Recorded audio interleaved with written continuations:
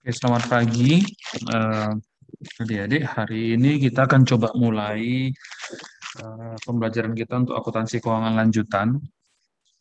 Seperti yang sudah saya jelaskan minggu lalu, bahwa perkuliahan akuntansi keuangan lanjutan ini secara umum membahas setengah semester lebih ini membahas eh, perusahaan induk dan anak. Jadi eh, mulai penggabungan sampai nanti ada transaksi-transaksi khusus seperti jual beli persediaan, jual beli eh, aset, dan juga hutang piutang di antara induk dan anak. Nah, sebelumnya kita akan coba dari mulai dasar kenapa terjadi penggabungan sampai nanti mulai minggu depan mungkin kita akan bicara bagaimana menggabungkan laporan keuangan secara umum sampai menyusun kertas kerjanya untuk beberapa kondisi, kepemilikan penuh, kepemilikan mayoritas, dan juga nanti hal-hal lain yang perlu kita perhatikan dalam proses konsolidasi ini. Oke, yang pertama nanti kalian bisa baca ya secara lengkap, secara keseluruhan ya. Tapi saya akan memberikan penekanan-penekanan saja ya, dan akan lebih banyak nanti bicara hal-hal yang sifatnya teknis. Jadi kalau hal-hal yang umum misalnya tentang cerita tentang si Kraft yang mengakuisisi Cadbury, ini contoh ya, contoh kasus. Silakan nanti kalian eh, baca sendiri gitu ya, bagaimana cerita si Kraft ini mengakuisisi Cadbury gitu ya, nanti bisa dibaca di sini. Nah, itu maksudnya salah satu contoh bagaimana eh, ada akuisisi. Jadi nanti bisa dilihat di sana siapa induk, siapa anaknya di sini dalam konteks ini ya. Nanti dibaca saja. Mudah-mudahan pada tahu lah ini ya, apanya ya, produknya ya. Kalau tahu produknya kan biasanya lebih menikmati ceritanya ya. Kraft itu kalau di kita di Medan tuh paling banyak keju ya, keju yang dijual di supermarket.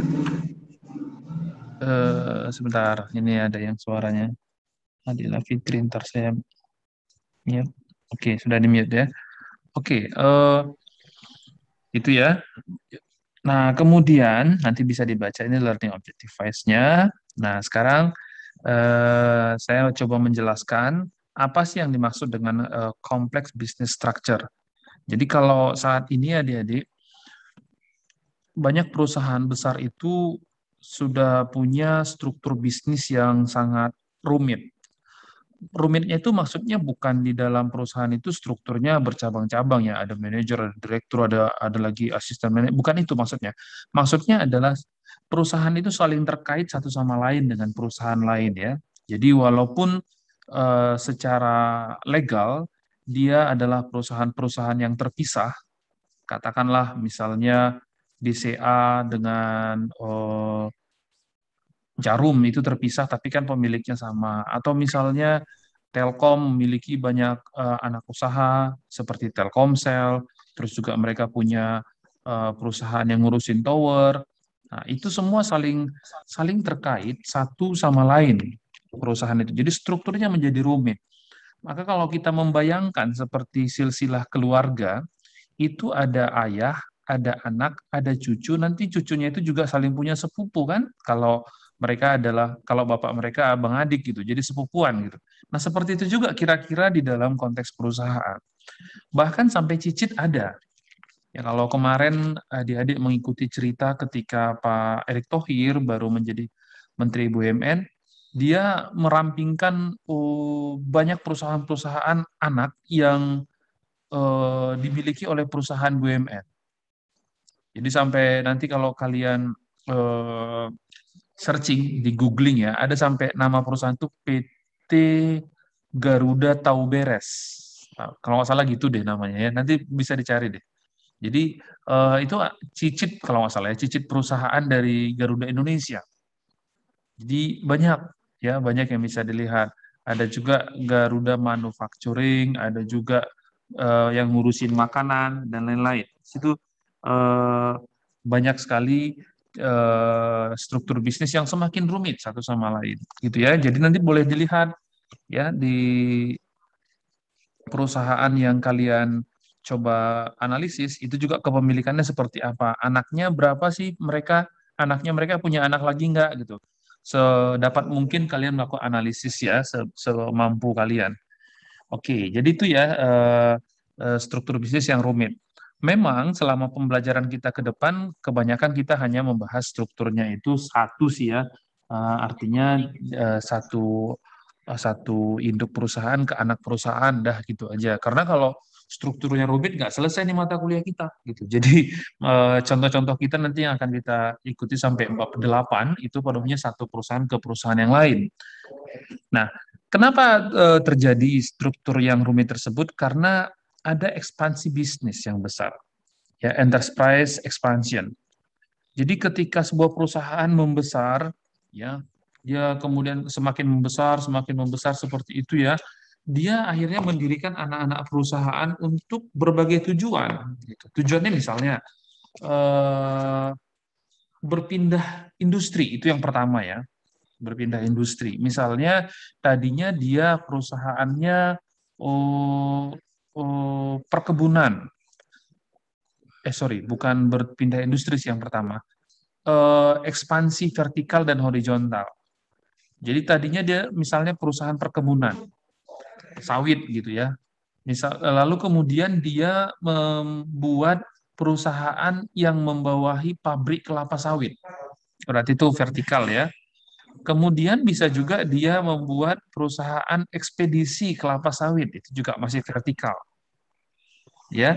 Atau bisa juga dia mendirikan perusahaan yang ngurusin makanan untuk para pekerja di ladang sawitnya. Itu udah agak horizontal, agak ke samping dia. Jadi bukan industri sawit lagi, jadi sudah industri logistik kan gitu ya.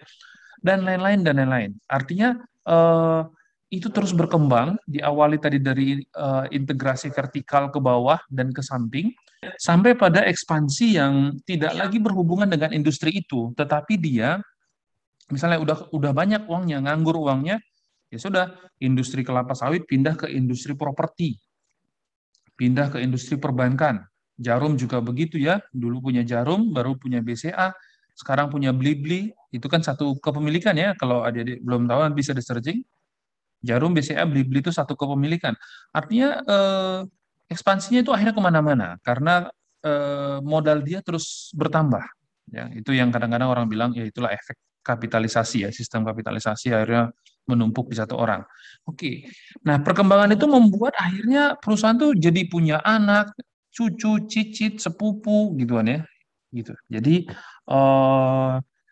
lalu kemudian itu membuat struktur perusahaan yang tadi kita sebut di atas kompleks. Tetapi secara umum yang kita kenal di dalam akuntansi yang perlu kita konsolidasi hanya antara induknya sama anaknya. Jadi anak-anaknya ini semua yang kita sebut nanti akan kita kenal dengan subsidiary ya jadi nanti bisa di ini ya.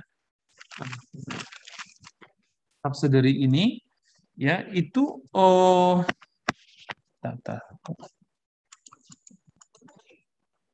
ya subsidiary ini akan digabungkan laporan keuangannya dengan anak-anaknya dengan induknya. Jadi kalau ada anaknya 1, 2, 3 digabungkan menjadi induk. Inilah yang membuat kalau kita misalnya baca laporan keuangan itu ada dikatakan laporan keuangan Astra Internasional dan perusahaan anak gitu ya, laporan keuangan konsolidasi Astra Internasional dan perusahaan anak. Nah, seperti itu ya. Nah, itu mengakibatkan nanti kita harus menyusun yang namanya laporan keuangan konsolidasi. Ya, nanti cerita lengkapnya bisa dibaca di sini ya. Saya memang sengaja nggak pakai PowerPoint-nya karena nanti ada angka-angka banyak yang nggak begitu lengkap di PowerPoint. Toh kita kan belajar teori gini hanya hari ini ya, mulai besok sampai dengan seterusnya itu sudah banyakkan angka-angka. Jadi bagusan kita langsung belajar dari bukunya gitu ya. Itu penyebabnya kenapa saya nggak pakai PPT-nya. PPT-nya saya punya sih, tapi sebaiknya nggak usah, kita langsung ke sini saja. Nah, nanti ini bisa dibaca ya, tentang dia menjelaskan tentang banyaknya perkembangan, banyaknya perusahaan yang kemudian melakukan business combination. Business combination itu maksudnya tadi itu ya, penggabungan, merger itu. Jadi artinya sini bukan kombinasi dalam bahasa Indonesia yang kita kenal, tapi ini lebih ke arah penggabungan, merger dan lain-lain. Gitu ya. Ya, cerita tentang perkembangannya dari mulai tahun-tahun 60-an, tahun 80, 90 ya, nanti dilihat di sana. Dan memang sekarang semakin banyak perusahaan yang kemudian melakukan merger dan akuisisi. Kenapa? Adik-adik kita harus sadar bahwa perkembangan bisnis yang begitu ketat itu justru membuat para pelaku bisnis itu memilih dua. Jadi bukan hanya tempur, bersaing habis-habisan dengan perusahaan lain, tapi juga membentuk kolaborasi. Jadi daripada kita habis pukul-pukulan, kira-kira gitu ya dalam bahasa kita awam, kenapa kita nggak kolaborasi, bergabung menjadi sebuah grup bisnis? Jadi selain karena ekspansi yang tadi saya jelaskan di atas, banyak juga kombinasi bisnis, ya, penggabungan bisnis, merger dan akuisisi itu dilakukan karena persaingan. Ya, untuk menekan persaingan, ya jadi berkolaborasi. Yang paling jelas misalnya kita lihat ya, walaupun tidak melakukan penggabungan secara legal bisnis, tidak menggabungkan perusahaannya secara hukum, misalnya kita bisa lihat bagaimana Toyota dan Daihatsu memproduksi mobil yang platformnya sama, misalnya Avanza dan Xenia gitu ya. Itu kan berbagi pabrik ya. Mereka juga menghasilkan Ras sama Terios, itu kan mobil yang sama. Nah, dulu orang banyak, waduh itu strategi bisnis apa gitu ya, banyak orang memberikan catatan, tapi ternyata kan strategi bisnis itu juga akhirnya diikuti oleh Mitsubishi sama uh, Livina, ya, yang membuat expander itu ya, uh, satu tipe juga dengan mobil yang dikeluarkan Livina. Mobil yang dikeluarkan Nissan, yaitu Livina. Jadi kan Nissan Livina sekarang sama Expander kan sama ya. Itu karena juga kolaborasi. Oke, jadi nanti bisa dilihat di sini ya. Artinya tuntutan perkembangan industri yang semakin ketat itu membuat orang banyak, membuat perusahaan banyak melakukan penggabungan bisnis. Ada beberapa, ini juga silakan dibaca, ethical consideration, hal-hal yang harus diperhatikan secara etikal, nanti bisa dibaca ya, saya nggak usah menjelaskan ini secara rinci. Kemudian, ini ya, ethical consideration. Oke, nanti ini dibaca aja, ada beberapa hal yang perlu diperhatikan di sini. Ya. Oke, ini kita masih teori-teori, masih lebih gampang. Lebih gampang tapi dibaca ya, biar nanti menikmati proses yang akan kita kerjakan di bab 2 sampai bab ke atas ya. Nah, bisnis expansion apa sih bentuk-bentuknya? Ekspansi bisnis itu dan secara struktur gimana ya gitu. Nah, yang paling pertama harus kita sadari tetap ada yang namanya internal expansion atau creating business entity. Jadi dia membuat entitas bisnis baru di bawah dia. Ya, entitas bisnis baru di bawah dia. Kira-kira ini nanti dibaca ya, nanti dibaca tapi kira-kira begini konteksnya. Ya. Jadi dia membuat entitas bisnis baru, ini jadi parent-nya, dia buat ya, subsidiary-nya dia buat sendiri ya, tapi nanti kepemilikan dia katakan di awal pasti 100% karena dia yang membangun perusahaannya. Gitu ya. Kemudian itu bisa dilakukan oleh beberapa cara sih sebenarnya. Bisa jadi satu departemen itu kemudian dia spin off ini ya. Misalnya gini kita lihat. Kita baca mulai dari sini aja ya. In other case, this approach has been used as a means of disposing an unprofitable operation or to gain regulatory or shareholder approval of proposed merger with another company. Jadi kadang-kadang itu juga dilakukan karena harus, ya, karena beberapa penyebab ada bisnis, ada bagian bisnisnya yang unprofitable dia lepas supaya tidak mengganggu laporan keuangan perusahaan dasarnya, gitu ya. Itu strategi juga sih strategi untuk beberapa tujuan. Nah, jadi melepas ya, itu yang kita kenal dengan namanya spin-off. A spin-off occur when the ownership of newly created or existing subsidiary is distributed to the parent stockholder without the stockholder surrendering any their Asset to parent company. Jadi dilepas aja gitu, dilepas langsung menjadi unit yang baru. Oke ya. Nanti bisa dilihat di sini. Ya. Ini internal expansion. Kita nggak terlalu banyak membahas di sini karena nanti sebenarnya yang kita bahas di dalam di dalam akuntansi keuangan lanjutan ini lebih ke arah kalau dia sudah menjadi dua perusahaan yang terpisah lalu kita menggabungkan laporan keuangannya, gitu ya. Nah, ini nanti yang akan kita coba lihat. Ini hanya masih pengantar. Lalu ada yang namanya external expansion. Ini yang sudah banyak sebenarnya saya tadi agak cerita, ya. Ini bisa seperti tadi Kraft sama Cadbury itu diambil di akuisisi, di take over, ya. Itu kebanyakan yang dilakukan dalam eksternal ekspansi. Oke, ini ya. Jadi dia mengakuisisi perusahaan lain. Oke. Nah, bagaimana struktur organisasi dan pelaporan keuangannya? Ada beberapa yang mungkin akan kita perhatikan nanti di dalam penyusunan laporan keuangan. Bukan mungkin, yang harus kita perhatikan. Pertama adalah jika bentuknya nanti merger. Jadi di sini ya, a merger is a business combination in which the acquired company asset and liability are combined with those on the acquiring company. Jadi, two companies are merged into a single entity. Jadi, dua perusahaan itu digabungkan menjadi satu entitas baru. Ya. Jadi, entitas baru itu nanti yang akan tersisa, itu di merger. Kalau di merger seperti itu, maka sebenarnya nggak ada kerjaan kita di AKL. Ya udah, merger selesai gitu kan. Laporan keuangannya kan tahun depannya menjadi nyatu. Nggak ada lagi dua laporan keuangan. Nah, yang banyak kita bahas nanti di dalam akuntansi keuangan lanjutan ini adalah yang namanya controlling ownership. Jadi kita mengendalikan perusahaan lain yang kemudian kita sebut menjadi subsidiary company atau perusahaan anak. Ya, jadi a business combination in which the acquired company remain a separate legal entity. Jadi dia masih tetap sebagai entitas hukum yang terpisah. Jadi tidak digabungkan. Berbeda dengan yang tadi, itu perusahaannya digabungkan. Kalau ini remains masih tetap sebagai perusahaan yang terpisah with a majority of its common stock owned by the purchasing company. Tetapi sahamnya, common stock-nya itu majority itu dimiliki oleh perusahaan yang membeli. Ya. Jadi inilah yang kemudian melahirkan hubungan parent subsidiary atau hubungan induk anak. Accounting standard normally require the financial statement of the parent subsidiary be consolidated for general purpose reporting.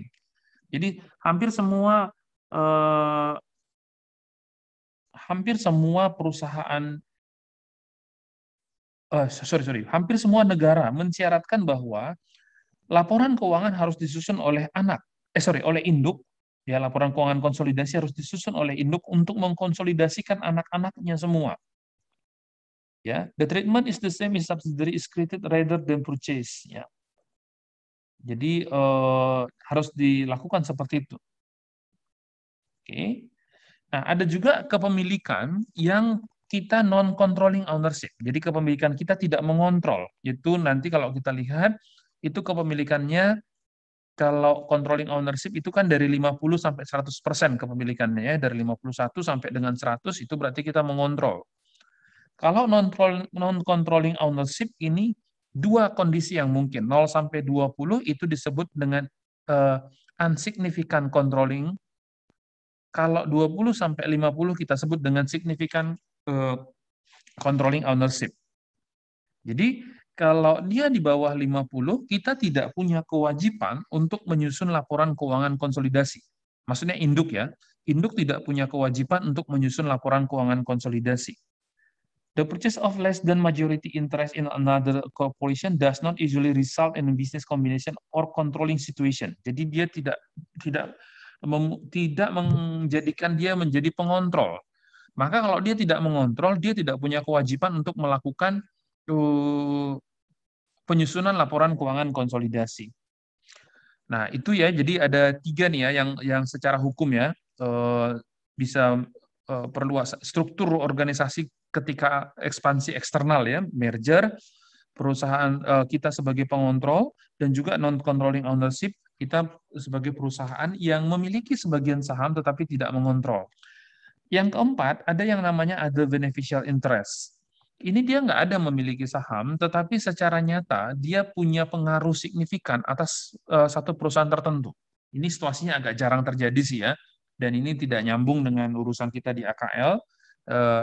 Nggak ada nanti yang impact-nya ke sini. Tapi perlu disampaikan bahwa kadang-kadang ada perusahaan itu yang kita tidak punya memang kepemilikan saham, even itu 1%, tapi kita apa namanya bisa mengendalikannya gitu ya.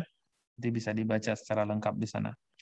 Nah, sekarang the development of accounting for business combination. Sekarang bagaimana akuntansi melihat si penggabungan bisnis tadi, si business combination tadi. Ya, dulu memang waktu saya masih kuliah di S1, saya masih belajar ini yang namanya metode pooling of interest. Jadi dulu ada dua cara untuk mencatat penggabungan perusahaan. Ada yang namanya metode pooling of interest, ada yang namanya purchase method atau metode pembelian. Ya. Nah, sekarang metode pooling of interest sudah tidak ada lagi. Kalau dulu waktu buku ini dibuat, oke lah, katanya masih perlu untuk dipelajari agar tahu, karena masih ada sisa-sisa pencatatannya. Kalau sekarang sih kalau saya sudah sampaikan, sama sekali udah nggak perlu lagi, nggak ada lagi sisanya ini. Jadi kita tinggal mempelajari yang namanya purchase method. Ya, jadi perusahaan itu kita dicatat dengan metode pembelian. Perusahaan yang kita akuisisi itu sederhananya kita anggap dibeli. Bukan penyatuan kepentingan. Kalau pooling of interest kan penyatuan kepentingan. Ini bukan. Ini kita digabung langsung dibeli. Pertama, the FASB eliminated the pooling of interest method in 2001. Jadi dia dihilangkan awalnya pada tahun 2001. Kemudian tahun 2007 the FASB issued the revised standard untuk di luar negeri ya, ISC 805. Ini semacam SAK lah ya, tapi sekarang kan semuanya sudah berbasis IFRS. That replace the purchasing method with the acquisition method is now only the acceptable method of the accounting for business combination. Jadi tinggal apa namanya acquisition, tinggal purchase method dengan metode akuisisi. Tinggal itu caranya. Ya, ini tadi dijelaskan bahwa masih perlu belajar karena ada sisa-sisanya, ini kita lompati aja. Oke. Nah, itu ya, nanti inilah yang akan kita pelajari ya di selama panjang satu semester ini ya. Ini ya, business combination dengan menggunakan purchasing method. Oke, tapi sementara kita coba lihat dulu yang sederhananya ya sebelum kita lanjut ke bagian yang kompleks, karena yang kompleks itu nanti akan beberapa bab. Nah, yang ini accounting for internal expansion creating business entity. Jadi bagaimana akuntansi mencatat internal ekspansi, ekspansi internal dengan mengcreate satu entitas bisnis yang baru. Nah, kita lihat di ilustrasi ya. Tadi kita sebenarnya di atas sudah cerita dia mendirikan perusahaan baru atau melepas spin off atau split off. Nanti kita lihat. Nah, sekarang kita lihat ilustrasinya di sini. Ada ilustrasi di sini kalau nggak salah ya. Nah, ini. Ya, nanti di atas bisa dibaca ya, adik-adik ya. Ini saya campur ya, langsung bahasa Indonesia sama bahasa Inggris. Nih.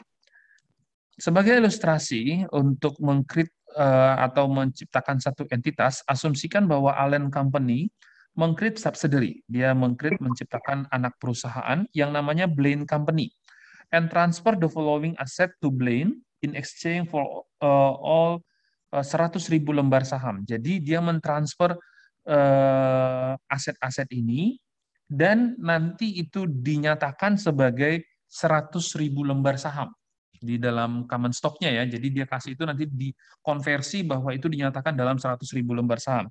Apa aja yang dia transfer? Cash. Kalau cash itu ya cost sama book value sama ya, karena nggak ada perbedaan antara nilai buku dengan nilai asetnya.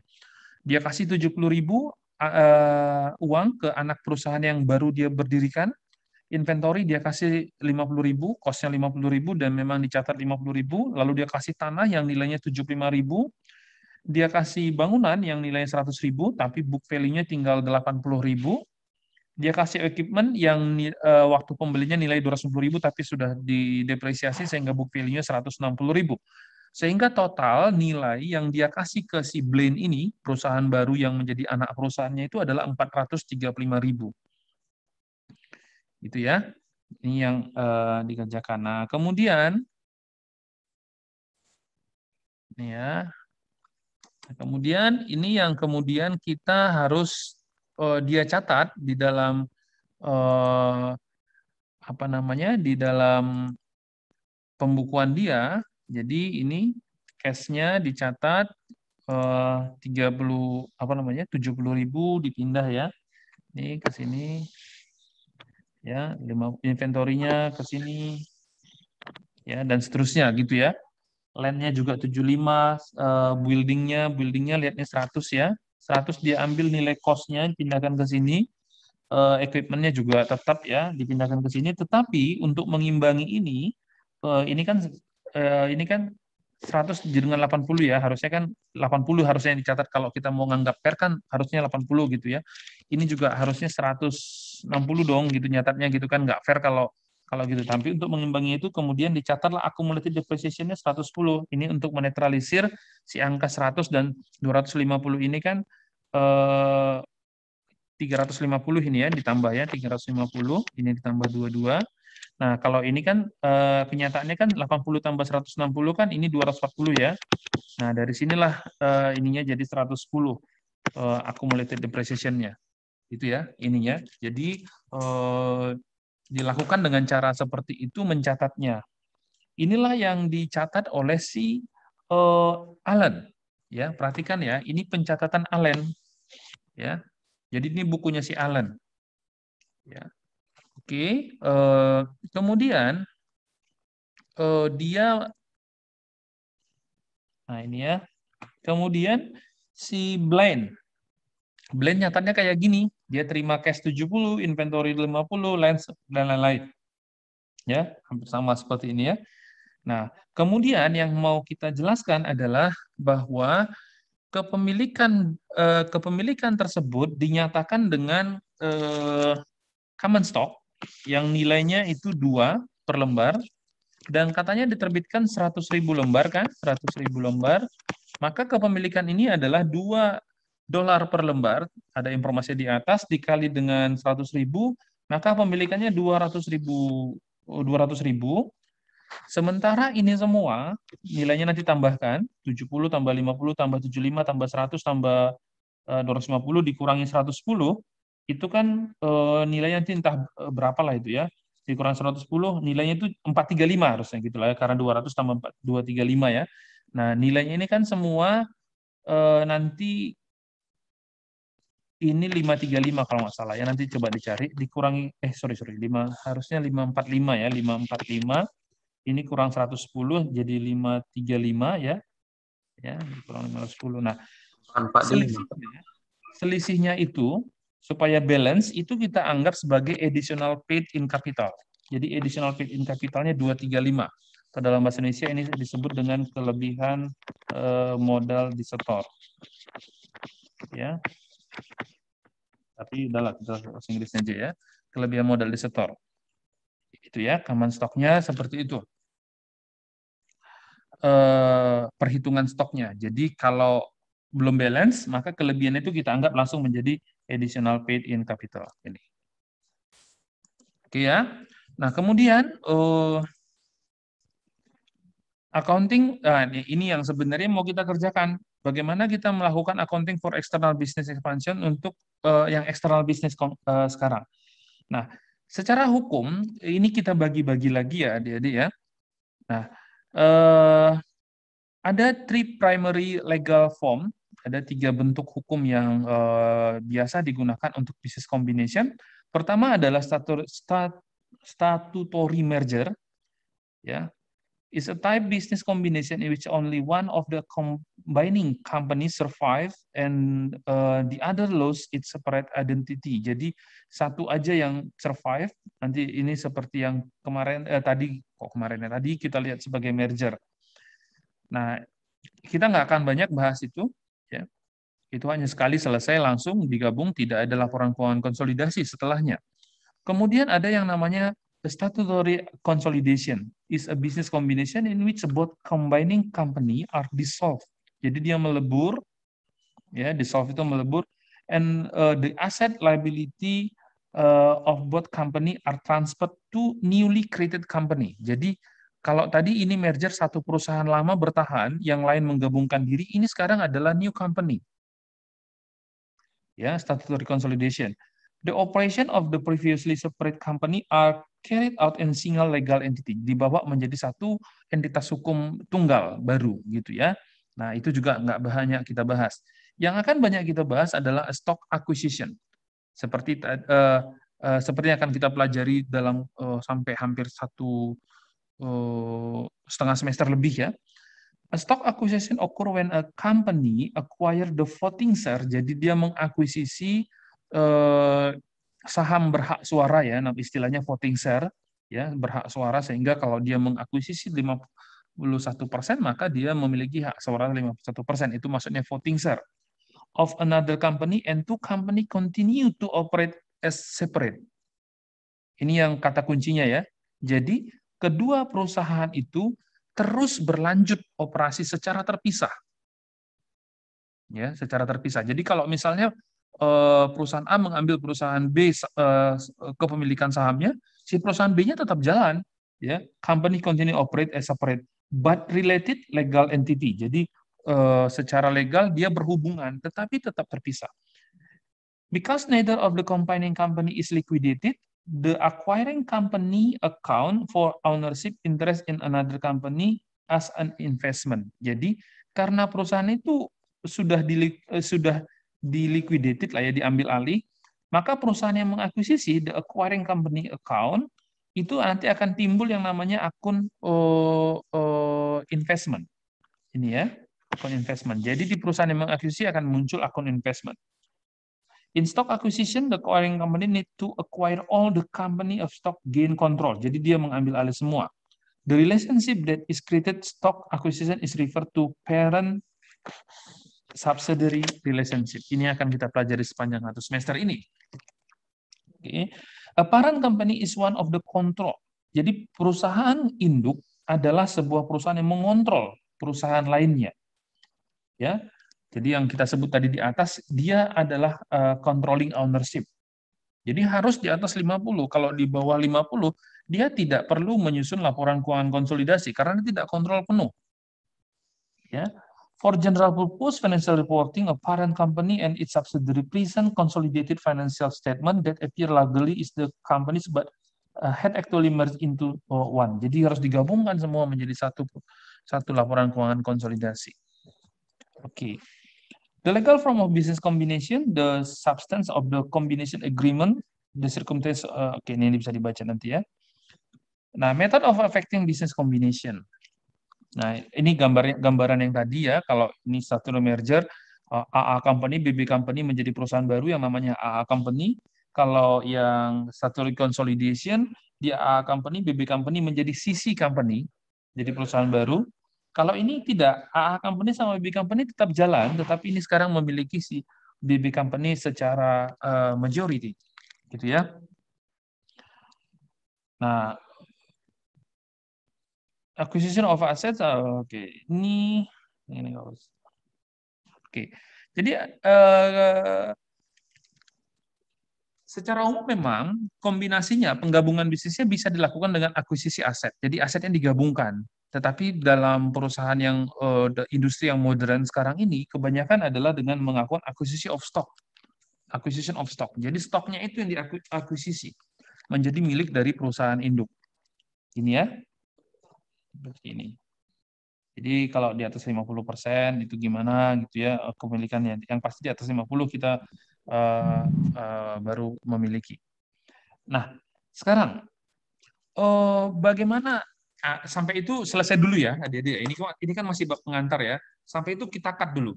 Nah, sekarang adalah penjelasan lain yang tidak langsung berhubungan dengan hal yang di atas. Sekarang adalah bagaimana kita sebenarnya menentukan harga beli sebuah perusahaan. Ya, ini sangat penting nanti kita harus pahami untuk nanti bisa melakukan pencatatan di chapter 2, 3, 4 dan seterusnya. Jadi kalau misalnya sebuah perusahaan membeli perusahaan lain, gimana sih cara belinya? Ya, valuation of business entities. Paling gampang dan saya rasa nggak perlu saya jelaskan, langsung masuk di pemikiran adik-adik semua adalah melakukan perhitungan nilai dari individual aset dan liabilities. Jadi dilihat nih asetnya kamu apa aja sih, kata gitu. Misalnya kita mau beli perusahaan nih, aset kamu apa? Oh ya, kas saya sekian, saya punya gedung, saya punya tanah, saya punya ini. Kita nilai satu-satu gitu ya. Baru nanti kita bisa tentukan berapa nilai perusahaan itu. Hampir sama kalau kita beli motor second atau mobil second ya, kita nilai, oh ini mobilnya gini, gini mobilnya gini gitu ya. Kira-kira seperti itulah melakukan valuing individual asset and liabilities. Nggak susah. Nanti akhirnya kita akan lihat, akan bandingkan berapa nilai asetnya, nilai nyatanya, ya harga jualnya dibandingkan dengan nilai bukunya. Jadi tentu tidak berdasarkan nilai buku. Ya, itu untuk asetnya. Liabilities juga kira-kira begitu.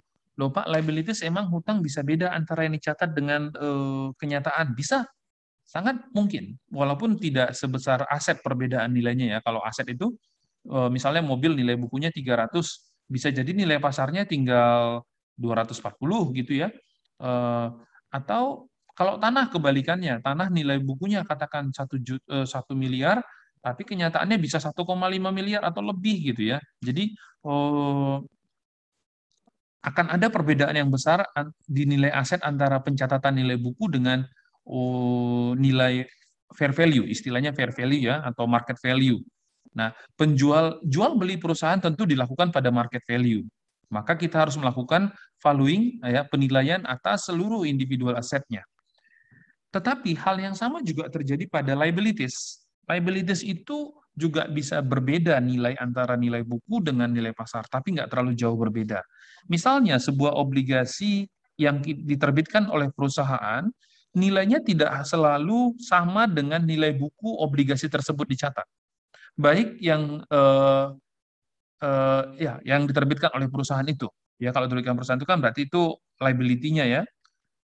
Atau bisa juga untuk liabilities yang lain. Tidak harus selalu sama antara nilai buku dan nilai pasar.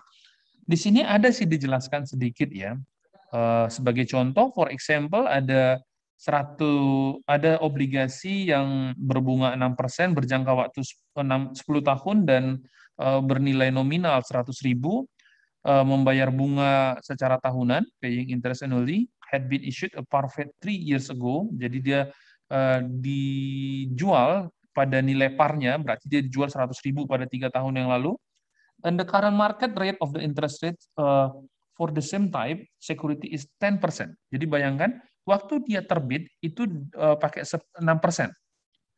Dan saya mungkin nggak menahan diri ya untuk tidak menjelaskan terlalu lengkap di sini. Kalau saya jelasin nanti lama sekali. Tapi kira-kira begini, kalau dulu dia dijual pada nilai par, berarti bunga efektif waktu itu sama dengan bunga tertulis. Maka bunganya waktu itu 6% tertulis, efektifnya juga 6%. Ini di manajemen keuangan diajarkan sebenarnya. Ya, sama di akuntansi keuangan lanjutan. Sama di akuntansi keuangan. Nah, sementara sekarang katanya suku bunga sudah menjadi 10%, maka harga obligasi itu pasti bergerak. Ya.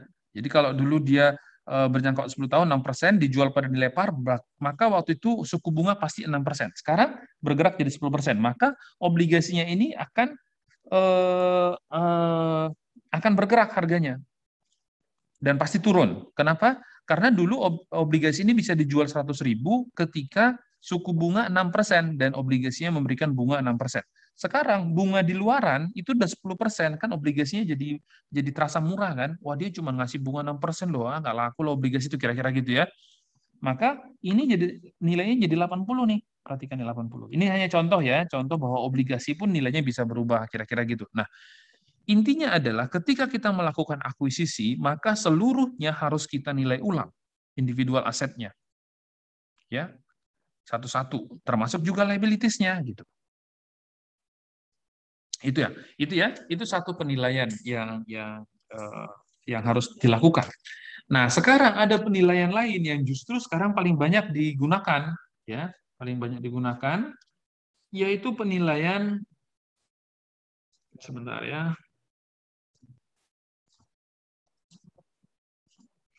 Bentar. Nah, begini adik-adik. Pada dasarnya, ketika kita membeli perusahaan, kita sebenarnya bukan membeli sekumpulan aset, tapi membeli, kalau saya bilang di kelas-kelas, di sesi, kalau saya menjelaskan tentang pasar modal ya, kita sebenarnya membeli perusahaan itu membeli ekspektasi, membeli harapan.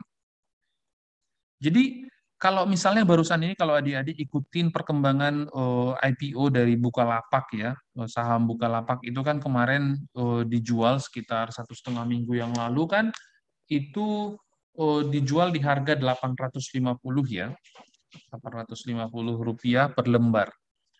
Mereka kemudian dapat kemarin dana segar dari IPO Bukalapak itu sekitar berapa ya kemarin itu ya, sekitar 22 triliun. 22 triliun mereka dapat. Nah, kemudian apa sih sebenarnya yang mereka beli? Apa yang dibeli? Kalau kita melihat laporan keuangannya kan minus ya, rugi ya. Lalu kemudian apa iya gitu bahwa nilai itu tadi Bukalapak 22 triliun itu kan 25% ya, karena yang dilepas ke pasar itu cuma 25%. Maka nilai perusahaan itu kan berarti 100 triliun ya, 100 triliun, mendekati gitu ya, kira-kira segitu. Nah, kemudian kalau kita lihat, apakah itu membeli aset seperti yang kita ceritakan tadi di atas, apakah itu membeli individual aset? Kan nggak mungkin gitu. Itu kan bukan individual aset. Berarti yang dibeli orang apa? Harapan, ekspektasi. Harapan dan ekspektasi itu dalam bahasa textbook itu kita kenal dengan istilah potential earning. Ya, potential earning. Jadi dia bukan membeli apa aset yang dimiliki Bukalapak sekarang, tapi sebesar apa Bukalapak akan menghasilkan uang di kemudian hari. Itu yang namanya potential earning. Nah, kebanyakan merger dan akuisisi, terutama akuisisi anak-anak perusahaan, dilakukan dengan menghitung potential earning. Itu kalau dalam bahasa buku manajemen keuangan sering disebut dengan pendapatan tahun pertama didiskontokan, tahun kedua didiskontokan, tahun ketiga didiskontokan, sampai tahun tak hingga. Ya, untuk mendapat berapa value perusahaan. Berarti value perusahaan itu berapa? Value-nya adalah penjumlahan pendapatan tahun depan, tahun depannya sampai tahun tak hingga. Ya, secara teoritis gampang ucapkannya, tapi kalau secara praktik itu mengerjakannya penuh perdebatan. Bukan susah sih, penuh perdebatan. Artinya yang diperdebatkan apa? Potensial earning-nya itu berapa gitu loh. Ya, potensial earning-nya harus kita bisa tebak. Potensial earning-nya harus bisa kita tebak berapa banyak, gitu ya. Nah, kemudian coba kita lihat ya. Kemudian apa yang kita lakukan di dalam hal ini? Yang kita lakukan adalah ya, yang kita lakukan sebenarnya yang saya sebut tadi ya. Kita harus menghitung nilai sekarangnya. Ya, three are different approach to measuring the value company future earning. Ada 3 cara untuk melakukan perhitungan atas future earning. Sometimes company are valued based on multiple of their earning. For example, if Bergen company report earning $35,000 for the current year, jadi tahun ini 35, company value, jadi dia melakukan multiple of 10 times current earning sampai 350.000. Jadi bisa langsung digituin. Itulah nilainya. Kira-kira gitu. Bisa seperti itu. Another method of the following company is to compute the present value of the anticipated future net cash flow. Itu yang saya lakukan tadi, yang saya sekilas sampaikan ke adik-adik tadi. Jadi tahun depan dinilai sekarang, tahun depan dinilai sekarang. Ini yang paling sering digunakan. Saya sendiri beberapa kali waktu menjadi konsultan di menghitung nilai perusahaan, ya saya melakukan seperti ini. Bagaimana kita menghitung future cash flow itu? Nah, itu yang rumit. Tergantung banyak asumsi, permintaan pasar, pesaing, dan lain-lain. This requires assessing the amount on the timing of the future cash flow and discounting them back to the present value. Jadi, ketika kita sudah dapat future cash flow itu, kita harus mendiskontit lagi, ya, supaya dapat nilai sekarangnya. If Bergen company is expected to generate cash flow, misalnya 35.000 per tahun dolar ya, per tahun selama 25 tahun, maka itu kita nilai sekarang kan menjadi, kalau nanti kalian perhitungkan nanti pakai kalkulator keuangan, itu dapat 317.696. Ya, 35.000 selama 25 tahun dengan nilai discounted di angka 10%. estimating on the potential for future requirement. Oke, ini bisa dilihat. Artinya kita bisa melakukan valuasi dengan cara ini, dengan potensial earning kita nilai sekarang kan. Kenapa ini perlu saya jelaskan agak panjang? Karena dasarnya inilah nanti kita akan menghitung goodwill di pertemuan-pertemuan selanjutnya, gitu ya. Jadi harus tahu dulu bagaimana kita mengakses nilai perusahaan. Ini oke. Nah, ini nah, tapi kita gini juga, kita harus menyadari bahwa valuasi itu bisa bergerak di tahun-tahun depannya. Itulah bisa membuat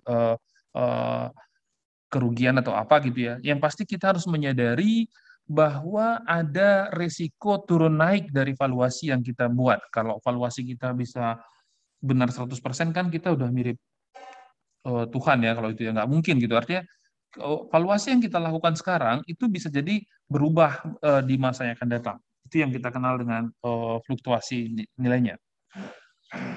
Nah, akhirnya kita sudah makin mengarah ya ke perkuliahan kita satu semester ini, yaitu acquisition accounting. Jadi kita akuntansi untuk akuisisi. Jadi kita harus melakukan pertama kita harus melakukan fair value measurement. Itu yang saya katakan tadi di atas. Kita harus melakukan pengukuran atas nilai pasar. Ya, bisa dengan dua cara tadi sudah saya sampaikan di atas, bisa dengan cara mengakses seluruh individual aset dan individual liabilities-nya, atau melakukan perhitungan atas future cash flow-nya. Ya, atas future cash flow-nya. Ya. Jadi kita misalnya meng-apply acquisition method. Kalau kita meng-apply acquisition method kira-kira begini. Ini contohnya ya. Ya. Akan ada goodwill. Saya lompati ke sini ya, adik-adik ya. Nah, ini contohnya. An example of the computation of goodwill, assume that Albert Company acquired all of asset of Janfor Company sebesar 400.000, when the fair value of Janfor net identifiable asset itu hanya 380.000. Jadi dia kasih uang 380.000 untuk mengakuisisi, tetapi nilai dari asetnya sebenarnya hanya 380.000. Goodwill is recognized sebesar 20.000 difference-nya. Ini ya. Nah, jadi seperti ini ya, dapat 20.000. Note that the total amount of goodwill is not affected of the whether 100% of the acquiring or less than is acquired. Ya. Ini oke ya. Jadi dapatnya 20.000 kira-kira seperti itu. Ya, ini contoh yang paling gampang masih ya. Nanti kita yang rumitnya bisa kita lihat di pertemuan selanjutnya. Ya, lalu kemudian combination affected through the acquisition of net asset. Jadi when one company acquire all the net asset of another business combination, the acquire record on its book individual asset. Jadi satu-satu, ya. Jadi satu-satu seperti itu, seperti yang dilakukan ini. Nah, gini ya. Jadi ketika kita melakukan akuisisi, yang pertama kita lakukan adalah fair value dari masing-masing asetnya harus kita hitung. Jadi dalam konteks ini, asset and liability acquisition cash, kalau cash tentu sama ya, antara nilai buku dengan nilai fair value-nya sama. Nah, ini harus dilakukan. Inventory, 65 dicatat di buku, kita cek. Benar nggak 65? Oh, ternyata enggak, kerendahan yang di buku jadi 75. Land, di buku 40. Wah, apalagi land, ini harusnya 70.000. Building and equipment 400 dicatat di buku tapi nilainya sekarang seharusnya 350 dan seterusnya ya.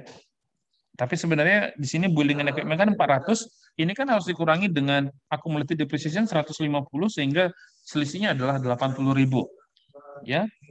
Total asetnya seperti ini, current liability-nya. Oke, gitu ya. The relationship among the fair value of the consideration exchange, the fair value of the sub net asset and book value the sub net asset are illustrated in following diagram. Jadi kira-kira begini kondisinya, ya. Ketika kita melakukan identifiable atas book value, kita ketemu $300, ya, $300.000, ya. $300.000. Jadi book value of net identifiable assetnya 300.000. Ingat ya, yang kita bayar itu kan berapa? Yang kita bayar itu berapa ya tadi ya?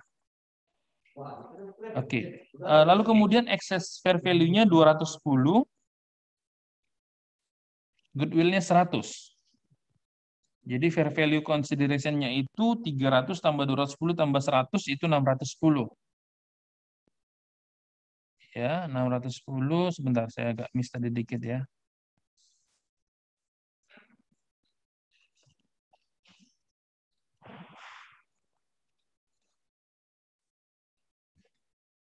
510.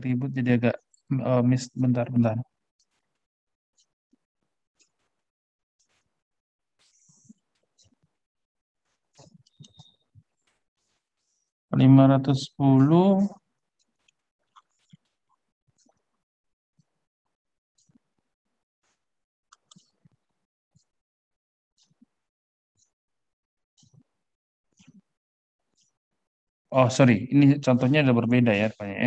Coba kita mulai dari sini ya. Untuk mengilustrasikan application the acquisition method of accounting to a business combination, jadi gini. Mana di angkanya tadi? The share issued have total mark value 610.000. Point incur legal and appraisal 40.000 ya, semacam biaya-biaya lainnya.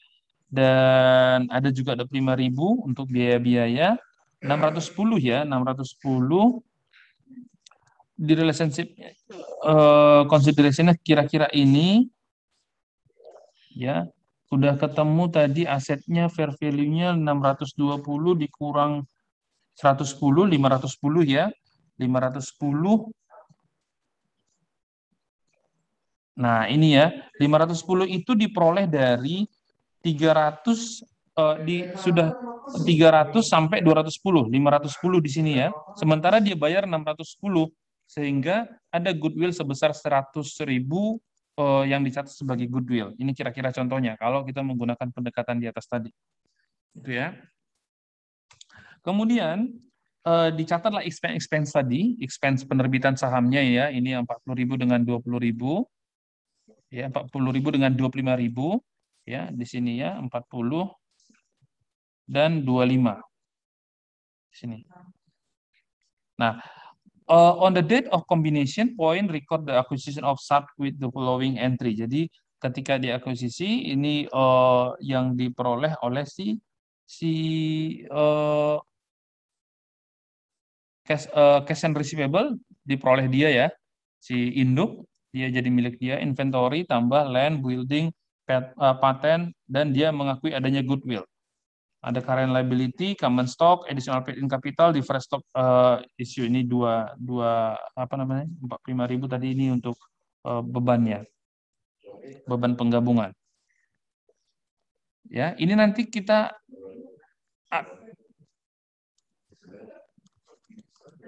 ini nanti akan lihat lebih lengkap jauh di bab 2 ya dan bab seterusnya. Tapi kira-kira ini konsep dasarnya untuk penggabungan yang akan kita kerjakan nanti. Ya, ini juga ya, entry recorded by acquired company bagi perusahaan yang mengakuisisi, jurnalnya kira-kira gini, investment in Painstone 610 uang yang dikeluarkan, dia akan menanggung current liability-nya, akan menanggung juga accumulated depreciation-nya, dia cash and receivable, lalu inventory, land, building and equipment, gain on sale of net asset 310. Ya, jadi perusahaan yang diakuisisi. Dia akan melepaskan ini ya, karena kan 310 itu dianggap keuntungan dia karena pelepasan aset itu. Di atas nilai bukunya. Ya. Jadi itu ya. Jadi ini untuk perusahaan yang diakuisisinya. Oke.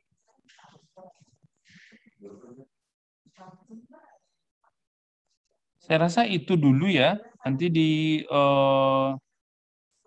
di bab depan itu akan bisa kita lihat. Nanti oh ya, ini sedikit saya jelasin lagi.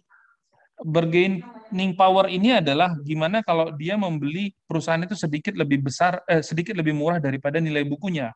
Nih, jadi nanti ada semacam gain of bargaining purchase ya, dianggap ya 10.000 kalau dia membeli lebih murah. Dalam konteks ini dia beli berapa ya? Nanti bisa dilihat di sini ya. Dia membelinya lebih murah 10.000 daripada nilai nyatanya. Jadi itu dianggap sebagai kemampuan tawar dia. gitu. Oke. Saya rasa ini bisa dibaca, kita nggak usah ngulangin karena nanti ini akan diulangi secara apa namanya, secara lengkap di bab 2, 3, 4, 5. Coba adik-adik